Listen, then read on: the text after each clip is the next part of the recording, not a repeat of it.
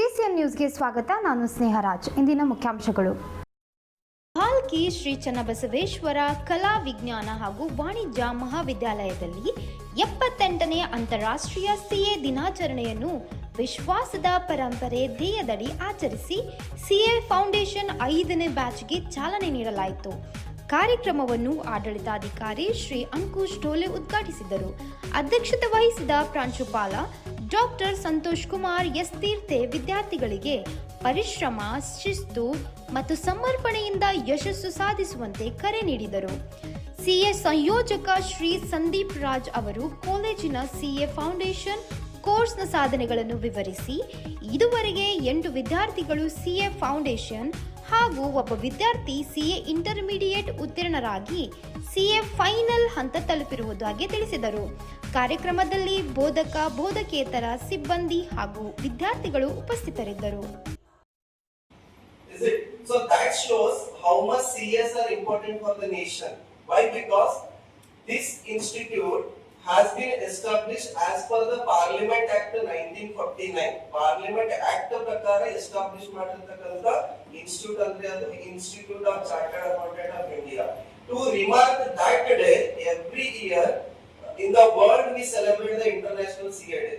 You can say that sir, CA is an Indian institution. Why it is International CA Day? Why? Because our Indian CAs are serving all over the world. Indian CAs are all over the world, and our institute is the Dattatri Karibasappa Ladde ಅವರ ಅನುಮಾನಾಸ್ಪದ ಸಾವಿನ ಪ್ರಕರಣಕ್ಕೆ ಹೊಸ ತಿರುವು ಸಿಕ್ಕಿದೆ. ಮೃತನ ಪತ್ನಿಯೇ ಕೊಲೆ ಮಾಡಿದ್ದಾಳೆ ಎಂದು ಆರೋಪಿಸಿರುವ ಕುಟುಂಬಸ್ಥರು ಪ್ರಕರಣದ ಬಗ್ಗೆ ಉನ್ನತ ಮಟ್ಟದ ಹಾಗೂ ನ್ಯಾಯಸಮ್ಮತ ತನಿಖೆ ನಡೆಸುವಂತೆ ಆಗ್ರಹಿಸಿದ್ದಾರೆ. ಬೀದರ್ ಜಿಲ್ಲಾ ಪತ್ರಿಕಾ ಭವನದಲ್ಲಿ ಶುಕ್ರವಾರ ಸುದ್ದಿಗೋಷ್ಠಿ ನಡೆಸಿದ ಮೃತನ ಸಹೋದರಿ ಪಲ್ಲವಿ ತಿಪ್ಪರ್ಗೆ ಇದು ಆತ್ಮಹತ್ಯೆ ಅಲ್ಲ, ಪೂರ್ವ ಯೋಜಿತ ಕೊಲೆ ಎಂದು ಗಂಭೀರ ಆರೋಪ ಮಾಡಿದರು. ಮೃತನ ದೇಹದ ಮೇಲೆ ಹಲ್ಲೆ ಗುರುತುಗಳಿದ್ದು ಲಭ್ಯವಿರುವ ಫೋಟೋಗಳನ್ನು ಆತ್ಮಹತ್ಯೆಯ ಕಥನಕ್ಕೆ ಹೊಂದಿಕೆಯಾಗುವುದಿಲ್ಲ ಎಂದು ಹೇಳಿದರು. ಘಟನೆ ನಡೆದಿದ್ದ ದಿನರಾತ್ರಿ 11:22ರಿಂದ 11:37ರವರೆಗೆ ಕಟ್ಟಡದ ಸಿಸಿಟಿವಿ ಕ್ಯಾಮೆರಾವನ್ನು ಉದ್ದೇಶಪೂರ್ವಕವಾಗಿ ಸ್ಥಗಿತಗೊಳಿಸಲಾಗಿತ್ತು ಆರೋಪಿಸಿದವರು ಎಂದು ಹೇಳಿದ್ದಾರೆ. ಇದೇ ಅವಧಿಯಲ್ಲಿ ಕೃತ್ಯ ನಡೆದಿರುವ ಶಂಕೆ ವ್ಯಕ್ತಪಡಿಸಿದರು. ಅಲ್ಲದೆ ಸಂಬಂಧಿಕರಿಗೆ ಮಾಹಿತಿ ನೀಡಿದ ಮರಣೋತ್ತರ ಪರೀಕ್ಷೆ ನಡೆಸಿರುವುದು ಅನುಮಾನಕ್ಕೆ ಕಾರಣವಾಗಿದೆ ಎಂದರು. ಮೃತನ ಬ್ಯಾಂಕ್ ಖಾತೆಯಿಂದ ಸುಮಾರು 6.80 ಲಕ್ಷ ರೂಪಾಯಿ ಹಣ ಪತ್ನಿ ಸ್ನೇಹಿತರ ಖಾತೆಗಳಿಗೆ ವರ್ಗಾವಣೆಯಾಗಿದೆ ಎಂದು ಆರೋಪಿಸಿದಳು. ಮನೆಯಲ್ಲಿದ್ದ ಚಿನ್ನಾಭರಣಗಳನ್ನು ತೆಗೆದುಕೊಂಡು ಹೋಗಲಾಗಿದೆ ಎಂದು ದೂರಿದರು. ಮೃತನಿಗೆ ಯಾವುದೇ ಸಾಲವಿರಲಿಲ್ಲ ಎಂಬುದನ್ನು ಅವರು ಸ್ಪಷ್ಟಪಡಿಸಿದರು. ಆಸಿಫ್ ನಗರ ಠಾಣೆಯಲ್ಲಿ ಪತ್ನಿಯ ವಿರುದ್ಧ ದೂರು ನೀಡಲು ಹೋದಾಗ ಪೊಲೀಸರು ದೂರು ಸ್ವೀಕರಿಸಲಿಲ್ಲ. ಮರಣೋತ್ತರ ಪರೀಕ್ಷೆಯ ವರದಿ ನೀಡಲು ವಿಳಂಬ ಮಾಡಿದ್ದು, ಲಂಚ ಪಡೆದ ಬಳಿಕವೇ ವರದಿ ನೀಡಿಸಲಾಗಿದೆ ಸಹ ಅವರು ಆರೋಪಿಸಿದರು. ಪ್ರಕರಣದ ಸತ್ಯಾಸತ್ಯತೆ ಹೊರಬರಲು ಪತ್ನಿ ಹಾಗೂ ಆಕೆಯ ತಂದೆಯ ಮೊಬೈಲ್ ಕರೆ ವಿವರ, ವಾಟ್ಸ್ಆಪ್ ಮತ್ತು ಇನ್ಸ್ಟಾಗ್ರಾಂ ಖಾತೆಗಳ ಪರಿಶೀಲನೆ ನಡೆಸಬೇಕು. ವರ್ಗಾವಣೆಯಾದ ಹಣವನ್ನು ವಸೂಲಿ ಮಾಡಿ ವೃದ್ಧ ಪೋಷಕರಿಗೆ ನೀಡಬೇಕು ಹಾಗೂ ನಿಷ್ಕೃತವಾದ ತನಿಖೆಗೆ ನಡೆಸಿ ನ್ಯಾಯ ಒದಗಿಸಬೇಕು ಎಂದು ಕುಟುಂಬಸ್ಥರು ಒತ್ತಾಯಿಸಿದರು. ಹೈದರಾಬಾದ್ ಕರ್ಕೊಂಡು ಹೋದ್ರಿ ಯಾಕೆ ಹೋಗಲ್ಲ, ಚಂದ ಇರ್ಲಿ ಬರ್ವಿ ಗಂಡ ಹೆಂಡತಿ ನಮ್ಗೆ ಏನು ಮಾಡೋದ ಇಲ್ಲೇ ಕಿರಲ್ಲ ಅಂದಿವ್ರಿ. ಒಬ್ಬನೇ ತಮ್ಮಿದ್ದ ಅವನಿಗೇನಂದ್ರೆ ಅಲ್ಲಿ ಒಯ್ದಳು. ಒಯ್ದಿಂದ ಒಂದು 2-3 ದಿವಸದಾಗ ಏನಂದ್ರೆ ಹೊಡೆ ಕೇಳ್ರಿ, ಅದು ಫಾಸಿ ಇಲ್ಲತ್ತಾರ. ಖರೆ ನಮ್ಗೆ ನಂಬಿಕೆ ಇಲ್ಲ ರೀ. ಯಾಕಂದ್ರೆ ಫಾಸಿ ಅಲ್ಲ ರೀ, ಅದು ಫಾಸಿ ಹಾಕೊಂಡ್ರೆ ಹಂಗಿರಲ್ಲ. ಅರ್ಬಿ ಇಲ್ದೇನೆ ಯಾರು ಭೀ ಫಾಸಿ ಹಾಕೊಂಬಲ್ಲ ಸಾಯ್ಬೇಕಂಬಲ್ಲ. ಮೈ ಮೇಲೆ ಒಂದು ತುಕಡಿ ಅರ್ಬಿ ಇಟ್ಟಿಲ್ಲ, ಭಾಳ ಹೊಡೆದಾರ್ರಿ. ಬಕ್ಕಡ್ ರಕ್ತ ಬಂದದ ಇಷ್ಟಿಷ್ಟು. ಅವ್ರ ಮನೆ ಏನದಂದ್ರೆ ಹೈಟ್ ಕಮ್ಮಿ ಅದ. ನಾವು ಎಲ್ಲ ಮನೆಗೆ ಹೋಗಿ ಚೆಕ್ ಮಾಡಿ ನೋಡಿದೇವ್ರಿ, ಫಾಸಿ ಹಾಕೊಂಡಿಲ್ಲವ. ಮತ್ತು ಅವ್ನು ಯಾವ ಹೈಟೆಡ್ ಮನುಷ್ಯರಿ ಅವ ಸುಮ್ಮನೆ ಅಲ್ಲಿ ನಿಂತು ಛತ್ತ ತಪ್ಪಲೇದರಿ ತೆಲಿಗೆ ಫಾಸಿ ಹಾಕೋಣ ಅಂತ ಹೇಳ್ತಾರೆ. ಪೊಲೀಸರು ಭೀ ಆಕಿನ ಕಡೆ ಹರರಿ, ಏನು ಲಂಚ ತಿಂದೋರ ಏನು ಮಾಡ್ಯಾರೋ ನಮ್ಗೆ ಒಟ್ಟು ನ್ಯಾಯ ಸಿಗಲೇ ಹೋಯ್ತ್ರಿ. ಹೈದರಾಬಾದ್ 2 ತಿಂಗಳು ಓಡಾಡಿದೇವ್ರಿ ಕಂಟಿನ್ಯೂ. ಪೋಸ್ಟ್ ಮಾರ್ಟಮ್ ರಿಪೋರ್ಟ್ ಭೀ ಬಂತ್ರಿ, ನಮ್ಗೆ 1 ತಿಂಗಳು ಬಾದ್ ಕೊಟ್ಟರು. ಹೆಣ್ತಿಗೆ ಏನದಂದ್ರೆ ಮರ್ದಿನೇ ಕೊಟ್ಟಾರ್ರಿ ಆಸಿಫ್ ನಗರ್ ಪೊಲೀಸ್ ಸ್ಟೇಷನ್ದವ್ರಿ. ನಮ್ಮ ದತ್ತಾತ್ರಿ ಹೆಣ್ತಿ ನೀಲಾಂಬಿಕಾ ರೀ. ಏನು ಭೀ ಮಾಡ್ಯಾರಲ್ಲ ನೀಲಾಂಬಿಕಾನೇ ಮಾಡ್ಯಾರ ನೋಡ್ರಿ. ಯಾಕಂತಂದ್ರೆ ನಮಗೆ ಕಣ್ಣು ಬಿಸಿ ಒಂದು ಮಾಮನ್ ಸರಿ ಮತ್ತೆ ಅರ್ಧ ಗಂಟೆ ಪೌನ್ ಗಂಟೆ ಮಾತಾಡೇನ್ರಿ ಇವತ್ತು ಹಸುರ್ತನ ಸಾಡೆ ದಸ್ಸೂರ್ ತನ ಮಾತಾಡೇನ್ರಿ. ಅದ್ರ ಬಾದ್ ಅವ್ರ ಮನೆಗೆ ಹೋಗ್ಯಾರ. 10-15 ನಿಮಿಷಕ್ಕೆ ಏನದಂದ್ರೆ ಫೋನ್ ಮಾಡ್ಯಾಡ್ರಿ ನಿಮ್ಮ ಸ್ವಾದ್ರಾಳೆ ಸತ್ತಾನ ಅಂತೇಳಿ. ಅವಾಗಿಂದ ಅವಾಗ ಹೆಂಗೆ ಸೈತನ್ರಿ ಇವ ಚಲೋ ಮಾತಾಡಿ ಅವ್ನ ಕನಸಿನ ದೊಡ್ಡದಿತ್ರಿ. ಎಲ್ಲ ಕೆಲಸ ಏಸಿಯನ್ ಪೇಂಟಿಂಗ್ ಕೆಲಸ ಹಿಡಿದಿನ್ರಿ. ಇವ ಏನೋ ಕೆಲಸ ಮಾಡ್ಬೇಕಂತ ಆಸೆ ಇತ್ರಿ. ದುಕಾನ್ ಹಿಡ್ದಿನ್ರಿ ಪಟನ್ ಚುರುಕು ರೆಂಟ್ಲಿಂದ ಅದು ಬಿ ಮಾಡಿ ಎಲ್ಲ ಮಾಡ್ಬೇಕು. ಈಗ 1.5 crore ದಂಧೆ ಹಿಡ್ದಿನ ಅಂತ ಖುಷಿಲಿ ಎಲ್ಲ ಓಡಾಡ್ಲತ್ತೀನ್ರಿ. ಅವ್ನ ರೊಕ್ಕ ಚೇಲಾಕ 80,000 ಬಂದಿವ್ರಿ. ಬಂದಿದ್ದು 2 ದಿವಸ 3ನೇ ದಿವ್ಸಕ್ಕೆ ಏನಂದ್ರೆ ಈಕಿ ಯಾರಿಗೋ ತೊಗೊಂಡು ಮಾಡ್ಯಾಡ್ರಿ. ಈಕಿನ ಅಫೇರ್ ಹೊರಗಿತ್ರಿ. ಬಟ್ ನಾವು ಹೊಟ್ಟೆಗೆ ಇಟ್ಕೊಂಡಿದೇವ್ರಿ. ಮತ್ತೊಂದು ಹೆಣ್ಮಕ್ಳಿಗೆ ಅಗ್ಗ ಮಾಡಬಾರ್ದು, ಏನು ಅನ್ಬಾರ್ದು. ರಿಲೇಷನ್ ಆಗಿನ ಬೇರೆ ಅದ.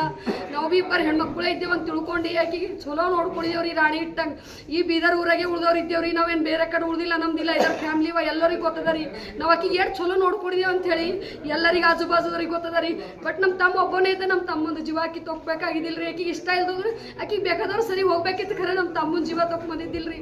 ನಮ್ಮ ತಮ್ಮನ ಜೀವ ಹೋಗಿ ನಡೆದು ನಾವೆಲ್ಲರೂ ಹೊತ್ಸಾಕ್ ಕುಂತಿದ್ದೀವ್ರಿ. ಇವತ್ತೇನು ಜೀವ ಬರ್ತದ ಹೇಳ್ರಿ. ಹೈದ್ರಾಬಾದ್ದಾಗ ನ್ಯಾಯ ಸಿಗಲ್ ಹೊಂಟ್ರಿ. ಮತ್ತು ಹೋಗಾರ ಇಲ್ಲಿಗೆ ಹೇಳ್ರಿ, ನಮಗೆ ನ್ಯಾಯ ಕೊಡ್ರಲ್ಲ, ನಾವು ಹೋಗ್ಬೇಕು ಇಲ್ಲಿಗೆ. ಸನ್ಪುರ್ ಬರ್ತದಮ್ಮ ನಿಮ್ಮ ಸ್ಟೇಷನು, ನೀವು ಸನ್ಪುರ್ಗೆ ಹೋಗ್ರಿ ಅಂತ ಹೇಳಿದ್ರಿ.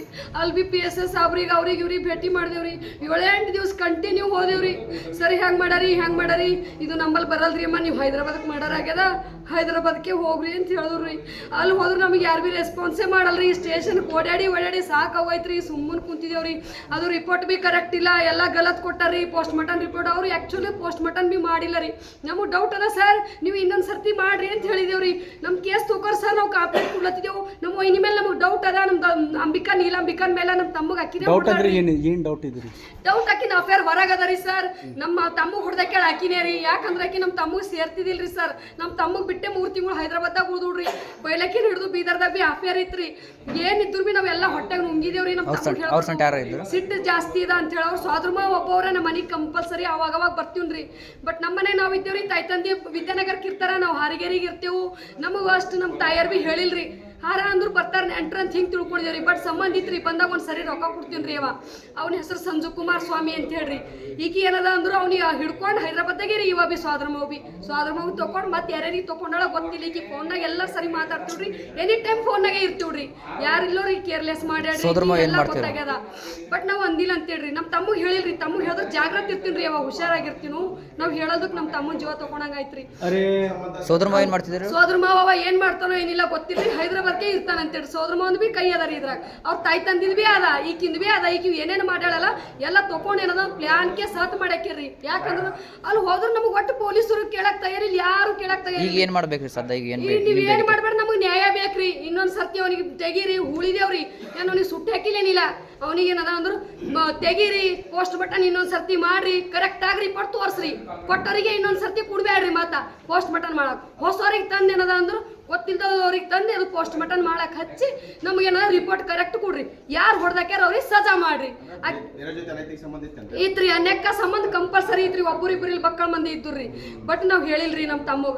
ಯಾಕಂದ್ರೆ ಸಂಸಾರ ಹಾಳು ಮಾಡಬಾರ್ದು, ಸುಮ್ಮನೆ ಯಾಕೆ ಇಂಥವೆಲ್ಲ ಮಾಡ್ಕೋತ ಕೂಡರಿ ಅಂತ ಹೇಳಿ ಹೇಳಿಲ್ರಿ. ನೆಂಟ್ರದಾಕಿ ಹಾಳ ಅಂತೇಳಿ ಹೇಳಿಲ್ರಿ. ಎಲ್ಲ ಹೊಟ್ಟೆಗೆ ಇಟ್ಕೊಂಡೇವ್ರಿ. ಸರಿ ಹೋಯ್ತಾಳಿ ಗೊತ್ತಾ ನಾಳಿಗೆ ಅಂತ ಹೇಳಿ ಆಕಿನೇ ಹೊಡೆದಾಕ್ಯಾಡ್ರಿ. ಆಕಿ ಬ್ಯಾಡ ಆದ್ರೆ ಆಕಿ ಹೋಗ್ಬೇಕಿತ್ರಿ. ಅವ್ನು ಸರಿ ಬೆಕ್ಕದ ಅವ್ನು ಸರಿ. ಆಕಿ ನನ್ನ ಮೆಸೇಜ್ ಅದ ರೀ ನಮ್ಮ ಫೋನಿನ. ನೀನ್ ಹೆಡ್ತೀನಿ ಇಷ್ಟು ಪ್ರೀತಿ ಮಾಡ್ತೇನ, ಆಕಿ ಬಿಟ್ಕೊಡು, ನಾನು ನೀನು ಮದಿ ಆಗಾರ ಅಂತ ಹೇಳಿ ಮೆಸೇಜ್ ಹಾಕ್ಯಾಡ್ರಿ. ನಾವು ಎಲ್ಲ ವಕೀಲರಿಗೆ ತೋರಿಸಿದ, ಬೇರೆ ಪೊಲೀಸರಿಗೆ ಬಿ ತೋರಿಸಿದರಿ. ಅಯ್ಯೋ ಇದು ಬರೋಬರಿ ಇಕ್ಕಿನೇ ಮಾಡ್ಯಾಳ ಅಂತ ಹೇಳ್ಯಾರ್ರಿ. ಕುಲ್ಲ ಬಾಣ್ಯಾಡ್ರಿ. ಆಕಿ ದೊಡ್ಡದು ಮೆಸೇಜ್ ಬರ್ದಾಡ್ರಿ ಅವನಿಗೆ. ನೀ ಯಾರು ನಾ ಯಾರು ಅಂತ ಹೊಸದೊಂದು ಸಿಮ್ ಅದ. ಆ ಸಿಮ್ಮಿನಾಗ ಏನಂದ್ರು ಎಲ್ಲ ಅವ್ನಿಗೆ ಹಾಕ್ಯಾಡ್ರಿ. ಅವ ಯಾವನ ಅಂತ ಗೊತ್ತಿಲ್ಲ. ಈಗ ನೀನು ಹೆಡ್ತೀನಿ ಈಡ್ ಜೀವ ಮಾಡ್ತೇನೆ, ಅವನಿಗೆ ಡೈವರ್ಸ್ ಕೊಡು, ನಾನು ನೀನು ಮದಿ ಆಗರಿ ಅಂತ ಹೇಳಿ ಹಾಕಿಂದದ ರೀ ಮೆಸೇಜ್.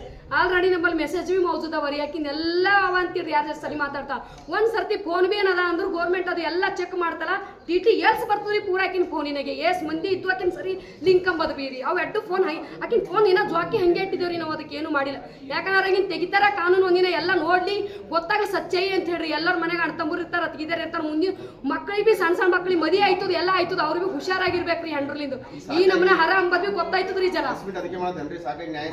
ನ್ಯಾಯ ಸಿಕ್ಕಿದ್ರಿ. ಅದಕ್ಕೆ ನಾವು ಪ್ರೆಸ್ಮೆಂಟ್ ಮಾಡತ್ತಿದ್ದೇವ್ರಿ. ಸಾಕಾಗ್ಯದ್ರಿ. ಪೊಲೀಸ್ ಸ್ಟೇಷನ್ ಓಡಾಡಿ ಸಾಕಾಗ್ಯದ. ನಮ್ಗೆ ಎಲ್ಲಿ ಬಿ ನ್ಯಾಯ ಸಿಗ ಹೊಂಟದ್ರಿ.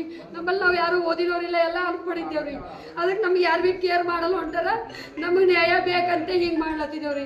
ನಾವು ಎಲ್ಲೆಲ್ಲ ತನ ಓಡಾಡೋರು ಹೇಳ್ರಿ, ರೊಕ್ಕ ಬಿ ಇಲ್ಲ ರೀ ನಮಗೆ ಓಡಾಡ್ಲಕ್ಕ. ಈಗ ರೊಕ್ಕ ಬಿ ನಾವು ಭಾಳ ಬಡವ್ರು ಇದ್ದೇವೆ, ನಾವು ದಂಧೆ ಮಾಡೋರಿದ್ದೇವೆ, ನಮಗೆ ಓಡಾಡೋದು ಭೀ ಆಗಲ್ರಿ. ಪೊಲೀಸ್ ಸ್ಟೇಷನ್ಗೆ ಹೋದೆ 10 ಸರಿ, ಅವ್ರು ಭೀ ನಮಗೆ ಕೇರ್ ಮಾಡೋರು ಹೊಟ್ರಿ. ಇದ್ದಿಂದ ಭೀ 4 ರೂಪಾಯಿ ಖರ್ಚು ಮಾಡಕ್ಕಿದ್ದೇವೆ, ಕುಂತಿದ್ದೇವ್ರಿ. ಅದಕ್ಕೆ ಇದ್ರಾಗ ನೋಡಿ ನಮ್ಗೆ ನ್ಯಾಯ ಕೊಡ್ತಾರೇನೋ ಅಂತೇಳಿ ಇದು ಪ್ಲೇಸ್ಮೆಂಟ್ ಮಾಡತ್ತಿದ್ದೇವ್ರಿ. ಅಷ್ಟೇ, ನಮ್ಗೆ ನ್ಯಾಯ ಕೊಟ್ಟರು ಸಾಕ್ರಿ. ಅದು ಇನ್ನೊಂದು ಸರಿ ಪೋಸ್ಟ್ ಮಟನ್ ಮಾಡಿ ನ್ಯಾಯ ಕೊಡ್ಬೇಕ್ರಿ. ಅವ್ರು 10 ಸತಿ ಅಂದಾಡ್ರಿ, ನನ್ನ ಮಗಳಿಗೆ ತನ್ನ ಮನೆ ಬಿಡು, ನಮ್ಮ ಮಗಳಿಗೆ ತನ್ನ ಮನೆ ಬಿಡು ಅಂದಾಡ್ರಿ. ಇವೆಲ್ಲ ನಮ್ಗೆ ಅರ್ಥನೇ ಆಗಿಲ್ಲ ರೀ. ಹಂಗೂ ಒಂಥರ ಎಲ್ಲ ಪ್ಲಾನ್ ಮಾಡಿ ಖತಮ್ ಮಾಡಾಕ್ಯವ್ರಿ. ತಾಯಿ ಭೀ ಕ್ಯಾರೆಕ್ಟರ್ ಬರಬರಿಲ್ರಿ. ತಾಯಿ ತಂದಿ ಮಗಳು ಎಲ್ಲ ಅಂತವೇ ಅವರಿ. ತಪ್ಪು ನಾವು ಮಾಡಿದೇವ್ರಿ. ನಮ್ಮ ತಮ್ಮಗಾರ ಹಾಕಿ ತಂದು ಕಟ್ಟಿ ಮಾಡಿದ್ರೆ ಭೀ ನಮ್ಮ ಖಾನನ್ ಚಲೋ ಅದ, ಚಲೋ ಆಯ್ತಾರ ಅಂತ ಅನ್ಕೊಂಡಿದ್ದೇವೆ. ಅದು ಆಗಿಲ್ಲ ರೀ. ಪೂರ ನಮ್ಮ ತಮ್ಮನ ಜೀವ ತೊಗೊಂಡು ಪೂರ ನಮ್ಮ ಮನಿನೇ ಗುಮ್ ಮಾಡ್ಯಾಕ ಹೋದವ್ರಿ ಎಲ್ಲ. ನನ್ನ ಹೆಸರು ಪಲ್ಲವಿ ಅದ ರೀ. ನಮ್ಮ ತಂದೆ ತಾಯಿ ಅದ ರೀ ಕರಿಬಸಪ್ಪ. ನಮ್ಮ ತಂದೆ ಹೆಸರು, ನಮ್ಮ ತಾಯಿ ಹೆಸರು ಸಂಗಮ್ಮ ರೀ. ನಮ್ಮ ತಂಗಿ ಹೇಳರಿ ಇನ್ನೊಬ್ಬಕ್ಕೆ ಆರ್ತಿ ಅಂತ ಹೇಳಿ. ಅವನೇ ಸಣ್ಣವ್ರಿ. ಅವ್ನಿಗೆ ದುನಿಯಾದ ಪ್ರೀತಿಲಿಂದ ಬೆಳೆಸಿದೇವ್ರಿ. ನಮಗೆ ಕಮ್ಮಿ ಕೂಡಿದೆ ಅವ್ನಿಗೆ ಏನು ಭೀ ಕಮ್ಮಿ ಅಂದು ಬಿಟ್ಟಿಲ್ರಿ. ಎಲ್ಲರೂ ಅಂತಿರ್ರಿ ನಿಮ್ಮ ತಮ್ಮ ಏಳು ಚಂದಿಕ್ಕಿರಿ ನೀವು ಅಂತೇಳಿ. ಅವಾಗೆಲ್ಲ ಜಿಲ್ಲೆಯಾದ್ಯಂತ ಹಮ್ಮಿಕೊಳ್ಳಲಾಗಿರುವ ಮತದಾರರ ಪಟ್ಟಿಗಳ ವಿಶೇಷ ಸಮಗ್ರ ಪರಿಷ್ಕರಣೆ ಕಾರ್ಯವು ಅತ್ಯಂತ ಚುರುಕಿನಿಂದ ಸಾಗುತ್ತಿದ್ದು, ಈ ಹಿನ್ನೆಲೆಯಲ್ಲಿ ಜಿಲ್ಲಾಧಿಕಾರಿ ಹಾಗೂ ಜಿಲ್ಲಾ ಚುನಾವಣಾಧಿಕಾರಿ ಶಿಲ್ಪಾ ಶರ್ಮಾ ಅವರು ಹುಮ್ನಾಬಾದ್ ತಾಲೂಕಿನ ಮಣಿಕ ನಗರ, ರಾಜೇಶ್ವರ ಮತ್ತು ಬಸವಕಲ್ಯಾಣ ತಾಲೂಕಿನ ತ್ರಿಪುರಾಂತರ, ಭೀಮಾನಗರ, ಅರಿವಿನ ಮನೆ, ಸಸ್ತಾಪುರ ಮನೆಗೆ ಖುದ್ದು ಭೇಟಿ ನೀಡಿ ಪರಿಶೀಲನೆ ನಡೆಸಿದರು. ಮನೆಗೆ ಭೇಟಿ ನೀಡಿ ಸಾರ್ವಜನಿಕರಿಗೆ ಎನ್ಯುಮರೇಷನ್ ಅರ್ಜಿ ನಮೂನೆಗಳನ್ನು ವಿವರಿಸುವ ಪ್ರಕ್ರಿಯೆಯನ್ನು ವೀಕ್ಷಿಸಿದ ಅವರು ಪರಿಷ್ಕರಣೆ ಕಾರ್ಯವನ್ನು ಯಾವುದೇ ಲೋಪದೋಷಗಳಿಲ್ಲದೆ ನಿಖರವಾಗಿ ನಿರ್ವಹಿಸುವಂತೆ ಅಧಿಕಾರಿಗಳಿಗೆ ಅಗತ್ಯ ಸೂಚನೆಗಳನ್ನು ನೀಡಿದರು.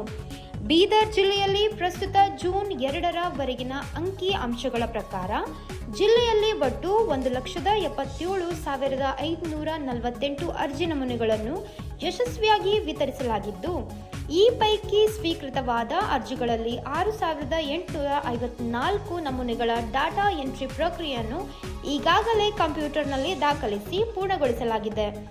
ಜಿಲ್ಲೆಯ ಎಲ್ಲ ವಿಧಾನಸಭಾ ಕ್ಷೇತ್ರಗಳ ಮತಗಟ್ಟೆ ಅಧಿಕಾರಿಗಳು ಜುಲೈ 29 ಮತದಾರರ ಮನೆಗಳಿಗೆ ಭೇಟಿ ನೀಡಿ ಎನ್ಯುಮರೇಷನ್ ಅರ್ಜಿಗಳನ್ನು ವಿತರಿಸುವ ಬೃಹತ್ ಕಾರ್ಯವನ್ನು ಕೈಗೊಳ್ಳಲಾಗುತ್ತಿದ್ದು, ಅಧಿಕಾರಿಗಳು ಮನೆಗೆ ಭೇಟಿ ನೀಡಿದಾಗ ಸಾರ್ವಜನಿಕರು ತಪ್ಪು ಮಾಹಿತಿಗೆ ಆಸ್ಪದ ನೀಡದೆ ಅಗತ್ಯ ವಿವರಗಳನ್ನು ಭರ್ತಿ ಮಾಡಿ ಎನ್ಯುಮರೇಷನ್ ಫಾರ್ಮ್ಗಳನ್ನು ನೀಡುವ ಮೂಲಕ ಜಿಲ್ಲಾಡಳಿತದೊಂದಿಗೆ ಸಹಕರಿಸಬೇಕೆಂದು ಜಿಲ್ಲಾಧಿಕಾರಿ ಹಾಗೂ ಜಿಲ್ಲಾ ಚುನಾವಣಾ ಅಧಿಕಾರಿ ಶಿಲ್ಪಾ ಶರ್ಮಾ ಕೋರಿಕೊಂಡಿದ್ದಾರೆ. ಹಿಂದುಳಿದ ವರ್ಗಗಳ ಕಲ್ಯಾಣ ಇಲಾಖೆಯ ವತಿಯಿಂದ ನಗರ ಮೈಲೂರಿನ ಕಾರ್ಯನಿರ್ವಹಿಸುತ್ತಿರುವ ಮೆಟ್ರಿಕ್ ನಂತರದ ಬಾಲಕಿಯರ ವಸತಿ ನಿಲಯವನ್ನು ಗೋಡಂಪಳ್ಳಿಗೆ ಸ್ಥಳಾಂತರಿಸುವ ಪ್ರಕ್ರಿಯೆಯನ್ನು ತಕ್ಷಣವೇ ಕೈಬಿಡುವಂತೆ ಕರ್ನಾಟಕ ದಲಿತ ಸಂಘರ್ಷ ಸಮಿತಿಯ ಮುಖಂಡರು ರಾಜ್ಯ ಹಿಂದುಳಿದ ವರ್ಗಗಳ ಕಲ್ಯಾಣ ಇಲಾಖೆಯ ಆಯುಕ್ತರಿಗೆ ಮನವಿ ಸಲ್ಲಿಸಲಾಗಿದೆ. ಗೋಡಂಪಳ್ಳಿ ಗ್ರಾಮವು ಬೀದರ್ ನಗರದಿಂದ ಸುಮಾರು 15 ಕಿಲೋಮೀಟರ್ ದೂರದಲ್ಲಿದ್ದು, ಸಮರ್ಪಕ ಸಾರಿಗೆ ಸಂಪರ್ಕವಿಲ್ಲದೆ ನಿರ್ಜನ ಪ್ರದೇಶವಾಗಿದೆ. ಅಲ್ಲದೆ ತೆಲಂಗಾಣ ಗಡಿಭಾಗ, ಅರಣ್ಯ ಪ್ರದೇಶ ಹಾಗೂ ಸ್ಮಶಾನದ ಸಮೀಪ ಇರುವುದರಿಂದ ವಿದ್ಯಾರ್ಥಿನಿಯರ ಸುರಕ್ಷತೆ ದೃಷ್ಟಿಯಿಂದ ವಸತಿ ನಿಲಯ ಸ್ಥಳಾಂತರ ಸೂಕ್ತವಲ್ಲ ಎಂದು ಮನವಿಯಲ್ಲಿ ತಿಳಿಸಿದ್ದಾರೆ. ಗೋಡಂಪಳ್ಳಿಯಲ್ಲಿ ಸರ್ಕಾರಿ ಪ್ರಥಮ ದರ್ಜೆ ಕಾಲೇಜು ಮಾತ್ರ ಕಾರ್ಯನಿರ್ವಹಿಸುತ್ತಿದ್ದು, ಅಲ್ಲಿನ ವಿದ್ಯಾರ್ಥಿಗಳ ಸಂಖ್ಯೆ ಕಡಿಮೆಯಾಗಿದೆ. ಇಂತಹ ಪರಿಸ್ಥಿತಿಯಲ್ಲಿ ಬಾಲಕಿಯರ ವಸತಿ ನಿಲಯವನ್ನು ಅಲ್ಲಿಗೆ ಸ್ಥಳಾಂತರಿಸುವುದು ವಿದ್ಯಾರ್ಥಿನಿಯರ ಶಿಕ್ಷಣ ಹಾಗೂ ಭದ್ರತೆಗೆ ಧಕ್ಕೆಯಾಗಲಿದೆ ಎಂದು ಸಂಘಟನೆಗಳು ಆತಂಕ ವ್ಯಕ್ತಪಡಿಸಿದ್ದಾರೆ. ಈ ಕುರಿತು ಈಗಾಗಲೇ ಜಿಲ್ಲಾಧಿಕಾರಿಗಳು, ಜಿಲ್ಲಾ ಪಂಚಾಯತ್ ಮುಖ್ಯ ಕಾರ್ಯನಿರ್ವಾಹಕ ಅಧಿಕಾರಿಗಳು, ಲೋಕಸಭಾ ಸದಸ್ಯರು ಹಾಗೂ ಹಿಂದುಳಿದ ವರ್ಗಗಳ ಕಲ್ಯಾಣ ಇಲಾಖೆಯ ಪ್ರಧಾನ ಕಾರ್ಯದರ್ಶಿಗಳಿಗೆ ಹಲವು ಬಾರಿ ಮನವಿ ಸಲ್ಲಿಸಲಾಗಿದೆ. ಜನಸ್ಪಂದನ ಸಭೆಯಲ್ಲಿಯೂ ವಿಶೇಷವಾದ ವಿಷಯವನ್ನು ಪ್ರಸ್ತಾಪಿಸಲಾಗಿತ್ತು. ಇದೇ ವೇಳೆ ಹಿಂದುಳಿದ ವರ್ಗಗಳ ಕಲ್ಯಾಣ ಇಲಾಖೆಯ ಪ್ರಧಾನ ಕಾರ್ಯದರ್ಶಿಗಳು ಗೋಡಂಪಳ್ಳಿಯ ನಿಗದಿತ ಕಟ್ಟಡಕ್ಕೆ ಭೇಟಿ ನೀಡಿ ಅಸಮಾಧಾನ ವ್ಯಕ್ತಪಡಿಸಿದರು. ಬಾಲಕಿಯರ ವಸತಿ ನಿಲಯ ನಡೆಸಲು ಆ ಸ್ಥಳ ಸೂಕ್ತವಲ್ಲ ಎಂದು ಅಧಿಕಾರಿಗಳು ತರಾಟೆಗೆ ತೆಗೆದುಕೊಂಡಿದ್ದರು ಎಂದು ಮನವಿಯಲ್ಲಿ ಉಲ್ಲೇಖಿಸಲಾಗಿದೆ. ಪ್ರಸ್ತುತ ಆಯುಕ್ತ ಮಂದಿರ ನಿರ್ದೇಶನದವರೆಗೆ ಮೈಲೂರು ವಸತಿ ನಿಲಯವನ್ನು ಸ್ಥಳಾಂತರಿಸುವ ಪ್ರಕ್ರಿಯೆಯನ್ನು ತಡೆಹಿಡಿಯಲಾಗಿದೆ ಎಂದು ಜಿಲ್ಲಾ ಹಿಂದುಳಿದ ವರ್ಗಗಳ ಕಲ್ಯಾಣ ಇಲಾಖೆ ತಿಳಿಸಿತ್ತು. ಈ ಸಂದರ್ಭದಲ್ಲಿ ಸಂಘದ ಜಿಲ್ಲಾ ಸಂಚಾರ ಧನ್ರಾಜ್ ಮಸ್ತಾಪುರ್, ಜಿಲ್ಲಾ ಸಹ ಸಂಚಾಲಕ ವಿಜಯಕುಮಾರ್ ಐಹೊಳೆ, ಜಯಪ್ರಕಾಶ್ ಅಷ್ಟೂರೆ ಹಾಗೂ ಸಮಾಜ ಸೇವಕ ಬಸವರಾಜ್ ಭಾವಿದೊಡ್ಡೆ ಅವರು ವಿದ್ಯಾರ್ಥಿನಿಯರ ಹಿತದೃಷ್ಟಿಯಿಂದ ಮೈಲೂರು ವಸತಿ ನಿಲಯವನ್ನು ಬೀದರ್ ನಗರದಲ್ಲಿಯೇ ಮುಂದುವರಿಸಲು ಸರ್ಕಾರ ಕ್ರಮ ಕೈಗೊಳ್ಳಬೇಕೆಂದು ಒತ್ತಾಯಿಸಿದರು. ಇಂದಿನ ವಾರ್ತಾ ಪ್ರಸಾರ ಮುಕ್ತಾಯವಾಯಿತು. ಮುಂದಿನ ವಾರ್ತೆಗಳೊಂದಿಗೆ ಮತ್ತೆ ಭೇಟಿಯಾಗೋಣ. ಧನ್ಯವಾದಗಳು.